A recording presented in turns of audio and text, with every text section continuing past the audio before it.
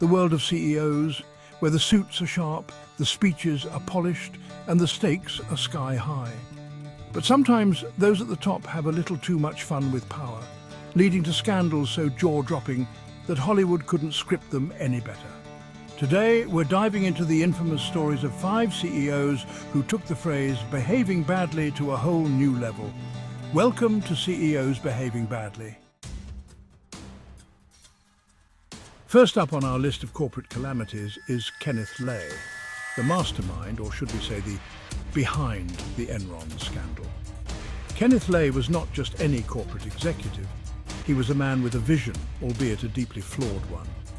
He had grand ideas of transforming Enron into a global powerhouse, a company that would dominate the energy sector and redefine how business was done. But as we all know, the road to hell is paved with good intentions. Kenneth Lay, once dubbed the Wizard of Enron, turned out to be more of a magician, expertly making billions of dollars disappear into thin air. His charm and charisma convinced many that Enron was invincible, a titan in the corporate world. But behind the scenes, a different story was unfolding, one of deception and greed. Under his watch, Enron became the poster child for corporate fraud in the early 2000s. The company was hailed as an innovator, a pioneer in the energy market. But the reality was far from the glossy annual reports and soaring stock prices. Enron's success was built on a house of cards, ready to collapse at any moment. LAI's recipe for disaster? A hearty mix of aggressive accounting, complex financial structures, and a generous sprinkling of creative bookkeeping. Enron's financial statements were a labyrinth of off-balance sheet entities and dubious transactions designed to obscure the truth and inflate the company's value. Enron was cooking the books, reporting profits that didn't exist, and hiding debts that most accountants would need therapy after seeing. The company's financial practices were not just unethical, they were criminal, and yet for a time they managed to fool everyone, from investors to regulators. Of course, all magic tricks come to an end. Enron imploded in 2001, wiping out the life savings of employees and investors alike. The fallout was catastrophic, leading to one of the largest bankruptcies in American history and shaking the very foundations of the financial world. Lay was convicted of multiple counts of fraud and conspiracy but passed away before sentencing. His death left many questions unanswered and many people without closure. The trial had been a media spectacle, a dramatic end to a corporate saga that had captivated the nation. So no prison jumpsuit for him, but his legacy? Well, let's just say it's not exactly the stuff of corporate legend. Kenneth Lay's name will forever be associated with one of the most infamous corporate scandals in history. A cautionary tale of ambition gone awry and the devastating consequences of unchecked greed.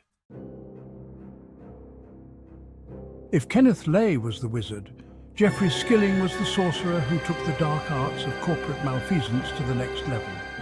He was the mastermind behind some of the most audacious financial schemes ever seen in the corporate world. As Enron's CEO during its final disastrous years, Skilling was the architect of the company's collapse. His leadership was marked by aggressive risk-taking and a relentless pursuit of profit no matter the cost. And what was his grand plan? Well, it involved something called mark-to-market accounting, which is a fancy way of saying we'll count our chickens before they've hatched and then pretend we have twice as many chickens.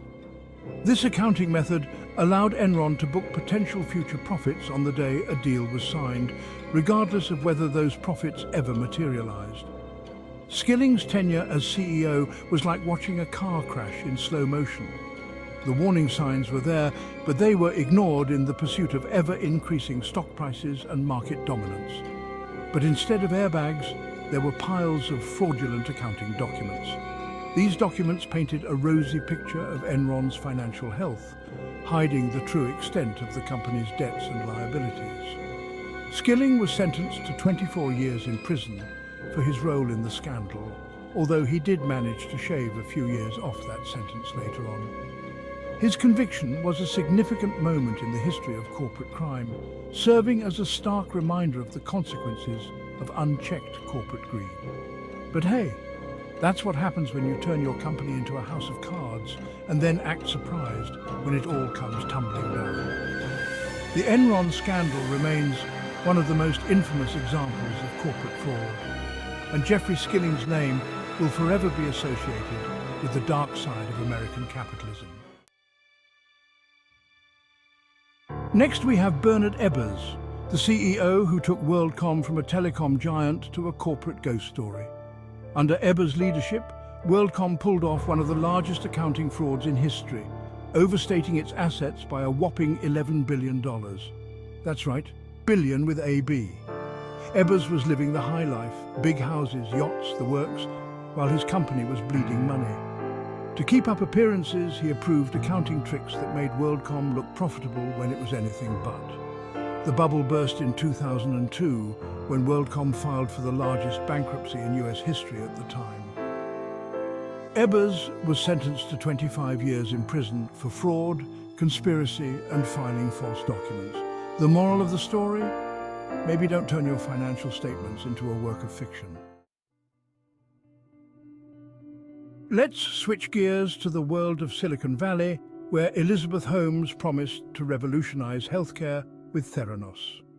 She wore black turtlenecks like Steve Jobs, spoke with a deep voice, and convinced the world that a single drop of blood could run hundreds of tests. Spoiler alert, it couldn't.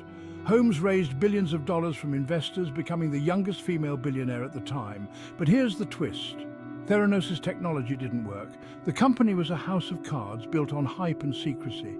When the truth came out, it wasn't just the machines that broke down, so did Holmes' career.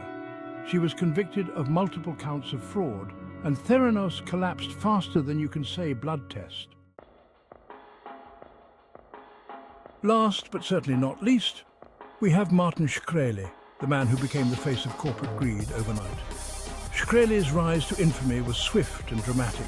As the CEO of Turing Pharmaceuticals, he made a decision that would forever change his public image. Shkreli made headlines when he raised the price of a life-saving drug, Daraprim, by over 5,000%, from $13.50 to $750 per pill. This astronomical price hike sparked outrage across the globe. If there was an award for most hated man in America, Shkreli would have won it hands down. The public's anger was palpable, and social media was flooded with vitriol directed at him. Shkreli's unapologetic attitude only made things worse, as he often smirked and shrugged off the criticism. He quickly became a symbol of everything wrong with Big Pharma, representing the greed and callousness that many believe plagues the industry. But here's the plot twist.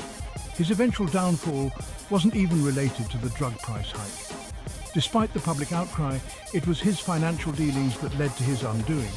Shkreli was convicted of securities fraud for running a Ponzi-like scheme at his previous hedge funds. His actions defrauded investors and violated numerous financial regulations. He was sentenced to 7 years in prison, a significant fall from grace for the once high-flying executive. But not before earning the nickname Pharma Bro, a title we're sure he's not too proud of. This moniker became synonymous with his notorious reputation, cementing his place in the annals of corporate infamy. The story of Martin Shkreli serves as a cautionary tale about the perils of unchecked corporate power and the importance of ethical leadership in business. His legacy is a stark reminder of the impact one individual can have on public perception and the broader industry. And there you have it. 5 CEOs who played fast and loose with the rules and paid the price. From financial wizardry gone wrong to promises of impossible technology, these stories remind us that with great power comes great responsibility, or at least it should.